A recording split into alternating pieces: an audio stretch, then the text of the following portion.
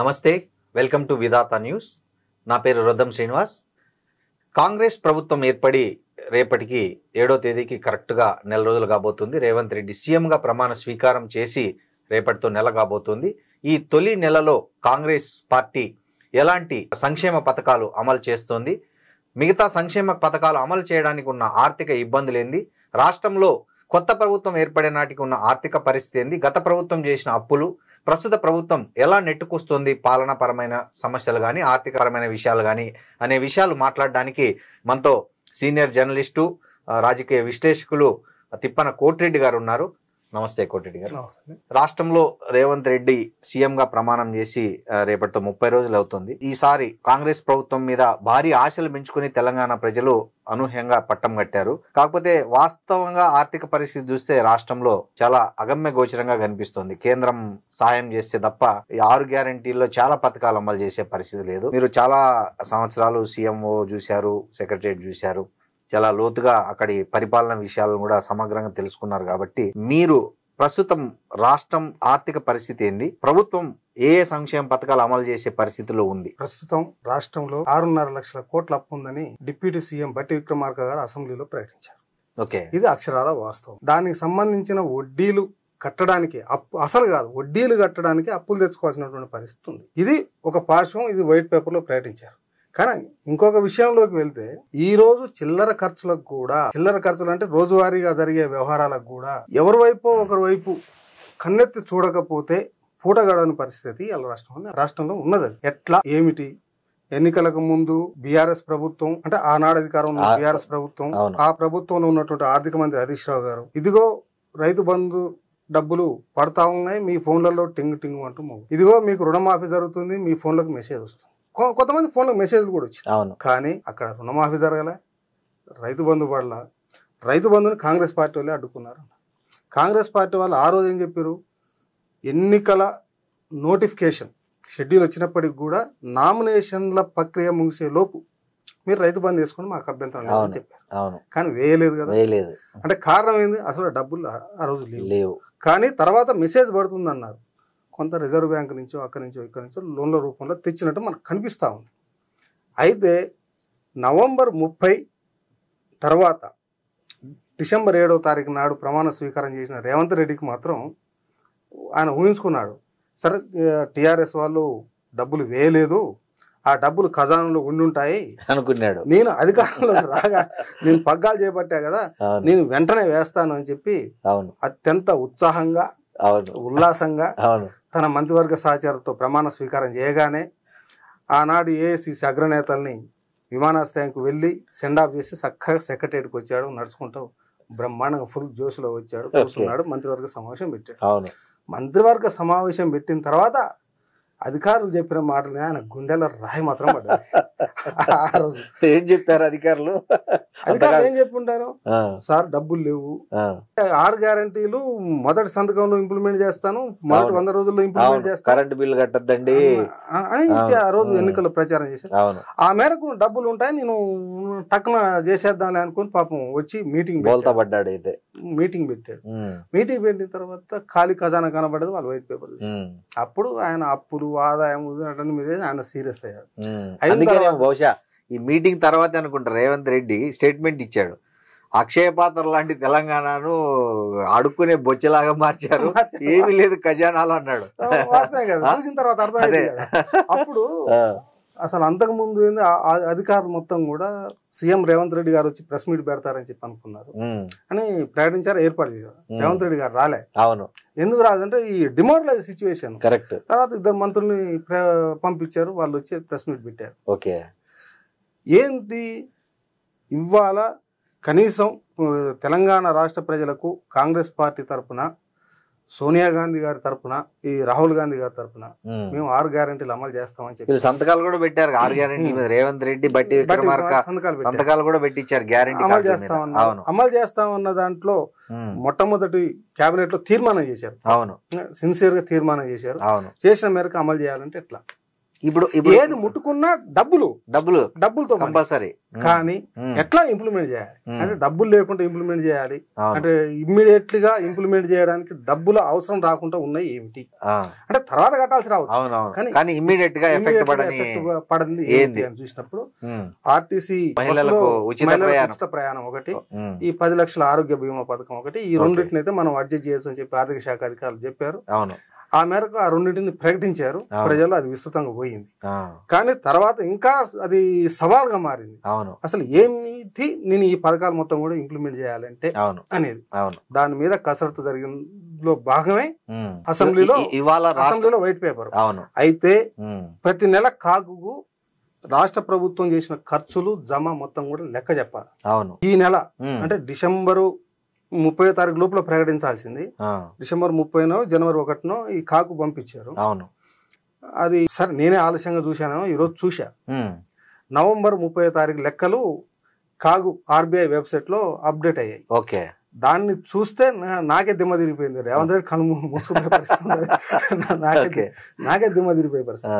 ఏమిటి బడ్జెట్ లో ప్రొవిజన్ అంటే ఈ సంవత్సరం మేము ఏ నెల ఎంత అప్పు తీసుకుంటాం అనేది బడ్జెట్ సమావేశాల్లో ఒక ప్లానింగ్ చేసి ఆర్థిక శాఖ ఆ ప్లానింగ్ మేరకు అసెంబ్లీలో ఆమోదం తీసుకుంటాం. అసెంబ్లీ ఆమోదం తీసుకుంటాం. ఆ మేరకు మనం రిజర్వ్ బ్యాంక్ దగ్గర అప్పులు తీసుకొచ్చుకుంటాం. అవి కూడా ఏంటంటే ఈ బారోయింగ్ అప్పులు ఉంటాయి. అవి వారంలో 4 సార్లు వాళ్ళు యాక్షన్ పెడతారు. రిజర్వ్ బ్యాంక్ వాళ్ళు మొత్తం కూడా ఎఫ్ఆర్బిఎం పరిధిలోనూ ఏదో కొంచెం అటు ఇటు ఉంటుంది. కేంద్రం కనికరిస్తే ఎఫ్ఆర్బిఎం దాటిస్తారు, అది వేరు. కానీ ఇది నీకు ఎఫ్ఆర్బిఎం పరిధి ప్రకారం రాష్ట్ర ప్రభుత్వం ఆర్థిక అధికారులు కసరత్తు చేస్తారు. మంత్రివర్గం ఆమోదిస్తుంది. మంత్రివర్గం ఆమోదించిందని అసెంబ్లీ ఆమోదించాలి. అసెంబ్లీ ఆమోదిస్తే తప్ప ఆమోదించకపోతే నువ్వు అప్పులు తెచ్చుకోవడానికి అవకాశం ఉండదు. అది నైతిక బాధ్యత. ఆ మేరకు చూస్తే దాదాపు వాళ్ళు ఒక 5,000 కోట్లు సెంట్రల్ గవర్నమెంట్ నుంచి పబ్లిక్ డెబిట్ అకౌంట్ నుంచి కొంత కేంద్రం నుంచి నేరుగా తీసుకోవడానికి ఇది పర్మిషన్. తీరా చూస్తే ఏం జరిగింది అంటే 38,000 కోట్లు మార్చి 31 నాటికి తీసుకోవాల్సినటువంటి అప్పుల్ని అంటే 4 కోట్ల అంటే 2024 మార్చి 31కి తీసుకోవాల్సిన అప్పుల్ని 31 నాటికి పూర్తి చేసుకోవాల్సిన అప్పులు నువ్వు అప్పు చేసుకోవడం కూడా దాన్ని నవంబర్ 30కి పూర్తి చేసేసారు. గత ప్రభుత్వము నవంబర్ 30కి పూర్తి చేసేసింది. 100 కోట్లు మిగిలిన కొత్తగా అప్పు పుట్టే పరిస్థితి కూడా లేదు. As per rule Revanth Reddy ప్రమాణం చేసి స్వీకారం చేసేయడానికి అప్పు తెచ్చుకోవడానికి అవకాశం లేదు, ఆదాయం లేదు. సో అందుకే అంటున్నారు కాంగ్రెస్ వస్తే కష్టాలు వస్తాయి. ఇది పరిస్థితి. ఎందుకంటే భూముల అమ్మకాల ద్వారా అంటే నాన్ ట్యాక్స్ అమౌంట్ మాక్సిమం భూముల అమ్మకాల ద్వారా అది ఊడి చేశారు, అయిపోయింది. అవుటర్ టోల్ ట్యాక్స్ 30,000 సంవత్సరాలు పెట్టారు, అది ఊడి చేశారు, అయిపోయింది. ఇంకా జిఎస్టీ అప్పులే ఉన్నాయి. భూములు అమ్మారుగా, అదే భూములు అమ్మారు. 100 కోట్లకి ఎకరం అమ్మారుగా ఇక్కడ హైదరాబాద్. అది అయిపోయింది. భూముల అమ్మకాలు అంటే నాన్ ట్యాక్స్ రెవెన్యూ అనేది భూముల అమ్మకాలు, అది అయిపోయింది. ఇక మిగిలింది ఏందా జిఎస్టీ నుంచి రావాలి. జిఎస్టీ, స్టాంప్స్ అండ్ రిజిస్ట్రేషన్, అంటే పన్నులు ప్రజల మీద పడే ప్రజల నుంచి వసూలు చేసే పన్నుల ద్వారా వచ్చే ఆదాయం ఉంది. అది కూడా ఇప్పుడు ఒక 60% వరకు అయింది. తక్కువ ఉంది. ఇప్పుడు మీరు చెప్పే లెక్క ప్రకారం చూస్తే కోటిరెడ్డి గారు, ఇప్పుడు కాంగ్రెస్ ఇంకా భవిష్యత్తులో అంటే పార్లమెంట్ ఎన్నికలు ఏప్రిల్లో జరుగుతాయి అనుకుంటున్నాము. సో పార్లమెంట్ ఎన్నికల లోపల ఈ మిగతా 6 గ్యారంటీల్లో 4ను టచ్ చేసే పరిస్థితి లేదుగా. అంటే ఇవాళ రేపు జీతాలు ఇచ్చే కూడా ఇబ్బంది పడే పరిస్థితి ఉంది మీరు చెప్పేదాన్ని బట్టి, ఆర్థిక పరిస్థితిని బట్టి. కాంగ్రెస్ కు ఇప్పుడు అదే సవాల్. ఎట్లా మీకు పన్నుల ద్వారా వచ్చే ఆదాయం ప్రతి రోజుకు యావరేజ్న 350 నుంచి 400 కోట్ల మధ్యన వస్తుంది ఖజానాకి. అది నీకు ఒక 10-11 వేల కోట్లు వస్తుంది. దీంట్లో నుంచి ఫస్ట్ ఏం చేస్తాడు అప్పులు ఇచ్చినోడు అంటే రిజర్వ్ బ్యాంక్ కంట్రోల్ కనుక నువ్వు తిన్నావా పన్నావా నాకు సంబంధం, అతను కావాల్సిన పట్టుకొని ఇస్తాడు, పట్టుకుంటాడు. అది అయిపోయిన తర్వాత మిగతాది జీతాలు.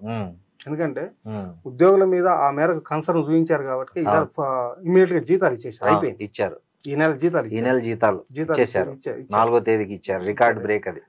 బీఆర్ఎస్ విషయం కాదు. ప్రభుత్వంలో 12 నుంచి 20 తేదీ అయ్యేది, ఈసారి 4వ తేదీ వచ్చాయని సోషల్ మీడియాలో ఇవాళ చాలా మంది ఉద్యోగులు వాళ్ళు షేర్ చేసుకున్నారు. బహుశా ఇది ఎన్ని రోజులు కొనసాగుతుందో అనేది కూడా వాళ్ళు క్వశ్చన్ మార్క్ కూడా వేశారు. దీంతో పాటు సంతోషంతో పాటు ఎన్నాళ్ళు కొనసాగుతుంది కొనసాగట్లేదు కాదు. కాంగ్రెస్ పార్టీ వాళ్ళు రెగ్యులర్ అడ్మినిస్ట్రేషన్ లో సిబ్బందికి ఇచ్చే జీతాలు లేకపోతే ఇతరత్ర జరిగే ఖర్చులు, చిన్న చిన్న కాంట్రాక్టులకి ఇవ్వాల్సినటువంటి డబ్బులు, వీటి విషయాల్లో గత ప్రభుత్వాలలో ఆపినటువంటి సంఘటనలు నాకైతే కనిపించలేదు.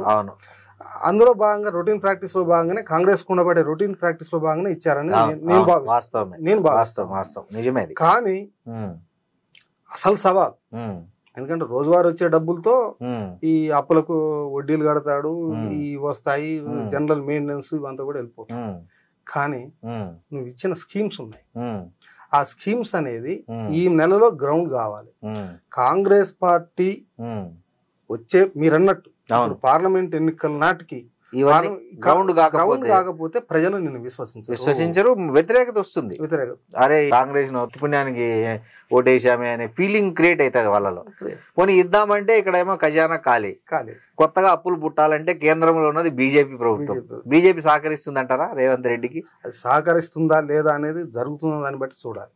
కానీ రేవంత్ రెడ్డి చాలా సీవియర్ స్టెప్ తీసుకొని రాజకీయంగా సిద్ధాంతపరంగా కాంగ్రెస్ కు బీజేపీ బద్ద విరోధులైనప్పటికీ కూడా నాది రాష్ట్ర ప్రభుత్వం, నీది కేంద్ర ప్రభుత్వం కనుక నేను ఇవాళ కొత్తగా వచ్చాను, అధికార పగ్గాలు తీసుకున్నాను, నా దగ్గర ఏమి లేవు. చివరాఖరికి వాళ్ళు రైతు బంధు డబ్బులు ఉన్నాయంటే నేను ఉన్నాయనుకున్నాను, రైతు బంధు వేయడానికి కూడా డబ్బులు లేక నేను ఆగిపోవాల్సిన పరిస్థితి వచ్చింది. మేము ముందుకు వెళ్ళాలి, ప్రభుత్వం ముందుకు వెళ్ళాలంటే కేంద్రమే నాకు ఆర్థిక సాయం చేయాలి, ఆ మేరకు రిలాక్సేషన్స్ ఇవ్వండి. నేను ఈ పద్ధతుల్లో నేను రీసోర్స్ మొబిలైజ్ చేసి నేను అప్పులు తీర్చుకుంటాను ప్రపోజల్ తో వెళ్ళాడు. సరే ఆ ప్రపోజల్ ఏంటంటే మొన్న మోడీని కలిసినప్పుడు ఈ ప్రపోజల్ తోనే వెళ్ళారా లేకపోతే ఇదే ప్రపోజల్ ఇంక వేరే ఏం అవసరం ఉంది? రాష్ట్ర ముఖ్యమంత్రి ఈయన కాడ దండిగా ఉందనుకో పరిపాలనకి, ఆయన పిలిచినప్పుడు పోతాడు సమావేశం.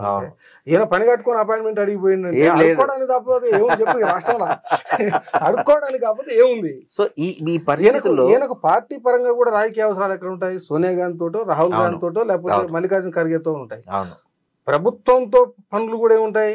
ప్రభుత్వం నుంచి, కేంద్ర ప్రభుత్వం నుంచి ట్యాక్స్ డెవల్యూషన్ నీకు రావాల్సింది వస్తుంది, వద్దన్న వస్తాయి. వాళ్ళ నుంచి రావాల్సిన గ్రాంట్స్ వస్తాయి. మహా అంటే వాళ్ళు ఆపగలిగేటి ఏంటివి? కరువు ప్రాంతాల అభివృద్ధి నిధులు, ఏమన్నా స్పెషల్ రాజకీయ కక్షతో నువ్వు చేయగలుగుతా, అది కొంచెం ఉంటుంది. కానీ ఈ రెగ్యులర్ వచ్చే కేంద్రం నుంచి వచ్చే డెవల్యూషన్ లేకపోతే ఇంకొకటో కాకుండా నీకు అదనంగా నీకు ఒక 15-20 వేల కోట్ల రూపాయలు కావాలి ఈ నెలలో. దాంట్లో కనీసం 15-20 వేల కోట్లు కావాలంటే ఏం చేయాలి? అలా సగమనే తెచ్చుకోవాలి. కనుక అయా కేసీఆర్ మా చిప్ప ఖాళీ చేసిండు, మా చిప్పలు ఏమన్నా చిల్లర ఏమని పోయాడు, అంత మిగిలి వేరే ఏమీ లేదు. ఇప్పుడు మీరు చెప్పేదాన్ని మేరకు రేవంత్ రెడ్డి గారి ప్రభుత్వం, ఆర్థిక శాఖ మంత్రి డిప్యూటీ సీఎం బట్టి విక్రమార్క గారు వీళ్ళిద్దరు వెళ్లి ప్రధాని కలిశారు. కలిసిన తర్వాత ఆ మేరకు మాకు ఏ తారీఖున జనవరి నెల నుంచి, ఇది జనవరి నడుస్తుంది, ఈ జనవరి నుంచి మార్చి 31వ తేదీ లోపు మాకు ఏ రోజు ఎంత కావాలి అని ఒక 13,000 కోట్ల రూపాయలకు ఇండెంట్ ఇచ్చారు. వీళ్ళు ఇచ్చిన ఇండెంట్ ని ఇమీడియట్ గా రిజర్వ్ బ్యాంక్ లో ఫైలింగ్ అవుద్ది. అది రిజర్వ్ బ్యాంక్ వెబ్సైట్ లో ఎవరైనా ఓపెన్ చేసి చూసుకోవచ్చు. ఆ ఇండెంట్ ఏంటి అంటే జనవరి 9వ తారీఖు నాడు 1000 కోట్లు కావాలి, జనవరి 16 నాడు సంక్రాంతి తెల్లారి 2,000 కోట్లు కావాలి, ఈ నెలాఖరు 30వ తారీఖు నాడు 1,000 కోట్లు, అంటే జనవరిలో 4,000 కోట్లు, ఫిబ్రవరి 13వ తారీఖు నాడు 1,000 కోట్లు, 20వ తారీఖు నాడు 1,000 కోట్లు, 27వ తారీఖు నాడు 1,000 కోట్లు, అంటే ఫిబ్రవరిలో 3,000 కోట్లు, మార్చి 5వ తారీఖు నాడు 2,000 కోట్లు, మార్చి 12వ తారీఖు నాడు 1,000 కోట్లు, మార్చి 19 నాడు 2,000 కోట్లు, మార్చి 26 నాడు 1,000 కోట్లు. అంటే మార్చి 31 బడ్జెట్ అయిపోద్ది, కొత్త బడ్జెట్ వస్తుంది. మార్చి 26 వరకు 13,000 కోట్లు మీరు ఇస్తే, ఇది కాక మీరు కేంద్ర ప్రభుత్వం నుంచి ఒక 5,000 కోట్లు ఇవ్వడానికి సిద్ధంగా ఉన్నారు. అవి ఏ రూపంలోనూ వాడుకున్నట్టు అనిపించట్లా, అంటే ఎక్కడ కనిపించలేదు. బడ్జెట్ పత్రం మొత్తం చూసా, అది అంటే అవి తీసుకోలేదా, లేకపోతే వీళ్ళు ఈ FRBM నిబంధనలు ప్లస్ మిగతా ప్రాసెస్ లో కాదు, వీళ్ళు కొన్ని సంస్కరణలు అడిగినప్పుడు ఈయన కొంచెం స్టేట్మెంట్లు ఇవ్వడం అట్లాంటి వాటిలో ఏమన్నా ఆపినట్టు చేసి చేశారా తెలియదు. కానీ ఒక 4,000 కోట్లు 4,500 కోట్లు అయితే రావాల్సింది ఉంది. అవును. ఈ 13,000 కోట్లతో పాటు అవి కూడా మీరు రిలీజ్ చేసి ఇస్తే మొత్తం ఒక 18,000 కోట్లు అవుతాయి. నేను నడుపుకుంటాను, బడ్జెట్ వరకు బండి లాగిస్తాను, నా పథకాలు గ్రౌండింగ్ అవుతాయి అనేది రేవంత్ రెడ్డి గారి ఆలోచన, బట్టి విక్రమార్క గారి అభిప్రాయం. ఈ మేరకు ఆర్థిక శాఖ ప్రపోజల్ చేసి ఇవన్నీ చేశారు. అయితే ఇవి ఇస్తారా లేదా అంటే రేపు జనవరి 9వ తారీఖు నాడు ఆ 1000 కోట్లు ఇస్తాడా లేదా తెలుస్తా, ఇస్తుండా లేదా 2 రోజులు 3 రోజులు. అందుకే వరుస పెట్టి మంత్రులు ముఖ్యమంత్రితో సహా ఢిల్లీకి పోయారు, వచ్చారు. మళ్ళీ ఇప్పుడు కూడా ఢిల్లీలోనే ఉన్నారు. అవునవును. ఇవాళ కూడా అమిత్ షాతో కలిశారు, అమిత్ షాని కలిశారు, రాజ్నాథ్ సింగ్ ని కలిశారు. అవును, అందరిని కలుస్తూ ఇవన్నీ చేస్తున్నారు.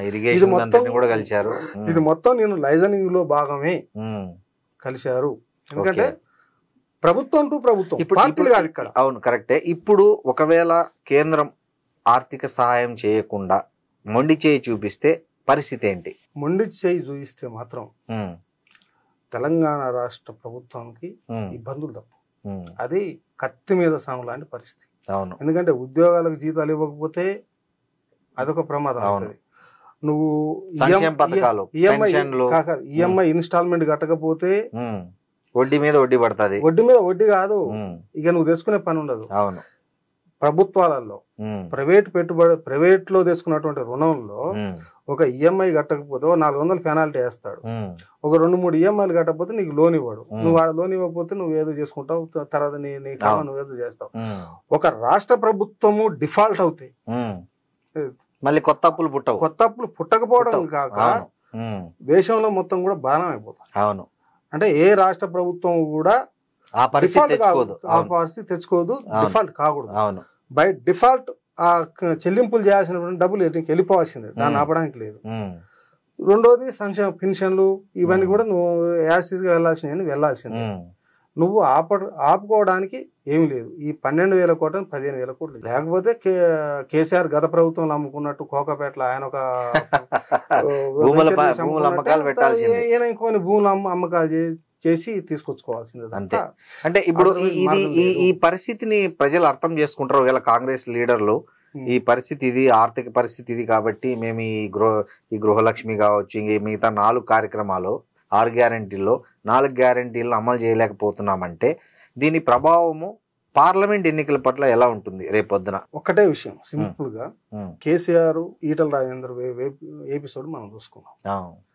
కేసీఆర్ బయటకు వెళ్ళగొట్టాడనే నెపంతో ఇచ్చిన ఉప ఎన్నికల్లో హుజూరాబాద్ ప్రజలు తిప్పికొట్టారు. 2,000 రూపాయలు 2,000 కోట్లు ఖర్చు పెట్టినా, ఇంటికి 10 లక్షల రూపాయలు పంపించినా డబ్బులు తీసుకున్నారు కానీ ఓటేయారు. ఆత్మగౌరవం కోసం అవును. జస్ట్ 1 సంవత్సరమే కదా, అంతే. 12 నెలలు 13 నెలలు తర్వాత జనరల్ ఎలక్షన్స్ వచ్చినాయి. అవును. ఈటల రాజేందర్ నేను జాతీయ నాయకుడిగా భావించి ముఖ్యమంత్రి అభ్యర్థిగా భావించాడు. అవన్నీ కూడా మోడీ గారు కూడా ఆ మేరకు హింట్ ప్రకటించారు. ఇవన్నీ మనం మంచివే. అవును. కానీ అతను నేను ముఖ్యమంత్రి కేసీఆర్ మీద గజ్వేల్లో పోటీ చేసి ఓడిస్తాను, అక్కడ ఇక్కడ నేనే అన్నాడు. అన్న తర్వాత ఏమైంది? 2 చోట్ల ఓడిపోయాడు. 2 చోట్ల ఓడగొట్టారు. హుజూరాబాద్ ప్రజలు ఓడగొట్టారు, ఈయన ఓడగొట్టారు. కామారెడ్డిలో ముఖ్యమంత్రి కేసీఆర్ పోటీ చేసిండు. ముఖ్యమంత్రి అభ్యర్థి పిసిసి ఆనాడు పిసిసి అధ్యక్షుడు, ఇవాళ ముఖ్యమంత్రి ఆనాడు ముఖ్యమంత్రి పోటీ చేశారు. వీళ్ళిద్దరిని ఓడగొట్టి స్థానికుని గెలిపించారు. అంటే ప్రజలు ఎప్పుడు కూడా విజ్ఞతతో ఓటేస్తారు. నువ్వు ఇచ్చే డబ్బులకు లేకపోతే పథకాలకు ఓటేయారు. అయితే ఇక్కడ గమనించాల్సిన అవసరం ఏంటంటే రాష్ట్ర ప్రభుత్వం దగ్గర డబ్బులు లేవని సామాన్య ప్రజలు ఆలోచించరు. నువ్వు నాకు ఇస్తానన్న మాట ప్రకారం నువ్వు ఇచ్చావా లేదా అనేది ఆలోచిస్తారు. ఇప్పటికే నువ్వు రైతు బంధు ఇస్తానన్నావు, 9వ తారీఖున టింగున నీ రైతు భరోసా మోగుద్దన్నావు, ఇవ్వలేదు అని చెప్పి ఒక ప్రచారం అయింది. బీఆర్ఎస్ లీడర్లు అప్పుడే మొదలు పెట్టారు కదా, 420 అని పుస్తకం కూడా వేశారు. అంటే ఎప్పుడు కూడా అధికార పక్షాన్ని విపక్షం అనేది ప్రశ్నిస్తున్నది. ఈ విపక్షం తప్పు చేసిందా ఒప్పు చేసిందా పక్కా ప్రశ్నిస్తుంటది. రెండో వైపు ఇది జనంలో ఒక చర్చ కూడా జరుగుతూ ఉంటది. అరే ఈయన ఇస్తానన్నాడు, ఇయ్యలేదు. 2 లక్షలు మాఫీ చేస్తాను. 2 లక్షల మాఫీకి సంబంధించి పిసిసి అధ్యక్షుడు రేవంత్ రెడ్డి గారుగా ఎన్నికల ప్రచారం ఉన్నప్పుడు మీట్ ది ప్రెస్ పెడితే మీట్ ది ప్రెస్ లో అడిగారు, అవునండి ఆ అప్పులు మొత్తం రాష్ట్ర ప్రభుత్వం నెత్తినేసుకుంటది, వాయిదాలు కడుతుంది, ప్రజలకు క్లియరెన్స్ సర్టిఫికేట్ ఇస్తామని. అంటే ఇదేమైతుంది జనంలో, ఓహో ఇదో ఇట్లా జరిగిందా, ఇది ఒక నమ్మకం కలిగింది. కాంగ్రెస్ పార్టీని అట్లా నమ్మారు రైతులు. ఇది చేయలేదు అనుకో ఏమవుతుంది, రేవంత్ రెడ్డి కావాలని చేస్తలేదు, గెలిచిన తర్వాత చేయట్లేదు కదా అంటారు. అంటే ఇబ్బందికరమైనటువంటి వాతావరణం బీఆర్ఎస్ ప్రభుత్వం సృష్టించిన మాట వాస్తవం. ప్రజలు ఎంతవరకు అర్థం చేసుకుంటారు అనేది క్వశ్చన్ మార్క్. అవును, ఇవాళ బీఆర్ఎస్ ను కేసీఆర్ ను ఇంకొకరు తిట్టాలని కోరుకుంటున్నటువంటి వాళ్ళు, వీళ్ళకి అహంకారం పెరిగింది తిట్టాలని కోరుకుంటున్నటువంటి వాళ్ళు, అధికారంలోకి వచ్చిన వాడు అధికారంలోకి వచ్చిన తర్వాత అయిపోయింది, అధికారంలోకి వచ్చిన తర్వాత నేను తిడుతూనే ఉంటాను అంటే నువ్వు ప్రతిపక్ష నేత కాదు, అధికార పక్షంలో ఉన్నావు, నువ్వేం ఇప్పుడు సమస్యలు పరిష్కరించాలి, సమస్యలను విమర్శించేది కాదు, పోయిన ప్రభుత్వాన్ని తప్పుపట్టేది కాదు. నువ్వు ఎక్కిన తర్వాత యాజ్ ఏ సీఎం గా నువ్వు ఏం చేస్తున్నావు, ఏం సాధించావు అనేది ప్రజలకు ప్రోగ్రెస్ కార్డు చూపించాలి. లేకపోతే ప్రజలు రియల్ గా రేవంత్ రెడ్డి గారికి హానీమూన్ అయిపోయింది. 7వ తారీఖు నుంచి ప్రశ్నలు మొదలవుతాయి. ఆయన ఇంప్లిమెంటేషన్ కు పోవాలి. ఇంప్లిమెంటేషన్ పోవడానికి నా దగ్గర డబ్బులు లేవు అంటే, సంసారం ఒక 2 పిల్లలు భార్య ఉన్నట్టు సంసారం ఉందనుకో, ఇవాళ డబ్బులు లేవే రేపు చీర కొనిస్తా అంటే మొహమాషనోడు చెప్పి నేను గిట్టి కాసేపు పోతుంది. కానీ వీడు మొహమాషనోడు గిట్ట మాట్లాడిండు అంటే రేపు ఓటు మీద దెబ్బడు. ఖచ్చితంగా వచ్చేది ఫిబ్రవరి ఫస్ట్ వీక్ లోనో సెకండ్ వీక్ లోనో నోటిఫికేషన్ షెడ్యూల్ వస్తుంది. షెడ్యూల్ వచ్చే లోపల నీకు ఈ పథకాలు అయితే గ్రౌండింగ్ కావాలి. గ్రౌండింగ్ అవుతేనే నువ్వు మొదలు పెడితేనే జనంలోకి పోయేకి హక్కు ఉంటది, విశ్వసిస్తారు. అవును, నువ్వు అలా బీఆర్ఎస్ తిట్టుకుంటూ బీఆర్ఎస్ అధికారంలో పోయి నెల రోజులు కూడా కాలేదు, ఒకటి కాళేశ్వరం ఇంకొకటను ఇంకోటను అవన్నీ చూపించవచ్చు. ఇవి ఒక ఫ్యాక్ట్. కాళేశ్వరం మీద నువ్వు సిట్టింగ్ విచారణ చేసినా ఒక ఫ్యాక్ట్, నువ్వేమన్నా చెయ్యి. అవును, కానీ నువ్వు ఇచ్చిన హామీలు నువ్వేం చేస్తున్నావు అనేది నీకు 2 నెలలు 3 నెలలు టైం ఇచ్చాం కదా, అదయ్యా 100 రోజులు అన్నావు కదా, నువ్వేం చేసావనేది ఎన్నికలు పార్లమెంట్ ఎన్నికల నాటికి 100 రోజులు కూడా కంప్లీట్ 100 రోజులు కంప్లీట్ అవుతుంది. కాబట్టి ఇది రేవంత్ రెడ్డి గారి ప్రభుత్వం ఉన్నటువంటి సవాల్. ఖజానా ఖాళీ చేసిపోయినటువంటి వాస్తవం, అప్పులు కూడా బుట్టే పరిస్థితి లేనటువంటి మాట వాస్తవం. అయినప్పటికీ నువ్వు కేంద్రం దగ్గర దండం పెడతావా, దశకం పెడతావా, లేదు ఇంకొక దగ్గర ఏమైనా చేస్తావా, నువ్వు ఎంతో కొంత నిధులు తీసుకురావాల్సిందే, ఇది వీటిని గ్రౌండింగ్ చేయాల్సిందే. ఎందుకంటే ఇవాళ ప్రజలు మొత్తం కూడా దరఖాస్తు చేసుకోవడానికి ప్రజాపాలన దరఖాస్తులు ఇచ్చాం. ప్రజలు బ్రహ్మాండంగా ఊరూర వచ్చారు, మాకేదో తీసుకుంటున్నారు చేస్తున్నారు అన్న ప్రేమ ఉంది. ఇవి మొత్తం కూడా బడ్జెట్ తోటి లింక్ అయినాయి. దీంట్లో నుంచి ఈ 17వ తారీఖున వెరిఫికేషన్ ప్రక్రియ పూర్తి చేస్తా ఉన్నారు. 17 నాడు పూర్తి చేశారంటే 20 నుంచో 25 నుంచో, లేదు డిసెంబర్ 31 తర్వాత నుంచో నీకు గ్రౌండింగ్ జనవరి 31 ఫిబ్రవరి 1వ తారీఖు లోపల ఈ పథకాన్ని గ్రౌండింగ్ చేయాల్సినటువంటి బాధ్యత ఉంది. ఇది రేవంత్ రెడ్డి గారి ప్రభుత్వానికి మాత్రం ఇది కత్తి మీద సవాల్ లాంటిది అనేది నాకున్నటువంటి బలమైన.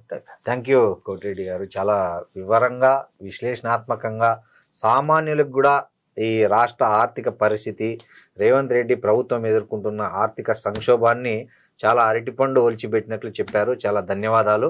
ఇది ఈ ఛాలెంజ్ను రేవంత్ రెడ్డి కాంగ్రెస్ పార్టీ ఏ విధంగా అధిగమిస్తుంది, ప్రజల్లో విశ్వసనీయతను సంపాదించడానికి ఏ మార్గాలను అన్వేషిస్తున్నది, కేంద్రం నిజంగా సహాయం చేసి ఆదుకుంటుందా, ఆదుకొని తెలంగాణ ప్రజల్లో హీరోగా నిలబడుతుందా, లేకపోతే కేంద్రం రాజకీయంగా ఆలోచించి ఆదుకోకుండా విలన్గా మారుతుందా అనేది కాలం చెప్పాల్సిన ప్రశ్న. ఇది ఇవాల్టి అంశం. ఇలాంటి మరిన్ని హాట్ టాపిక్స్ కోసం, నికార్సైన రాజకీయ విశ్లేషణల కోసం చూస్తూనే ఉండండి విధాత న్యూస్ని. మీరు సబ్స్క్రైబ్ చేసుకోకపోతే వెంటనే మా ఛానల్ను సబ్స్క్రైబ్ చేసుకోండి. అలాగే మీకు నచ్చిన ప్రతి టాపిక్ను మీ ఫ్రెండ్స్కు, రిలేటివ్స్కు, మీ ఇష్టమైన వాళ్ళకు షేర్ చేయండి, కామెంట్ చేయండి. Thank you.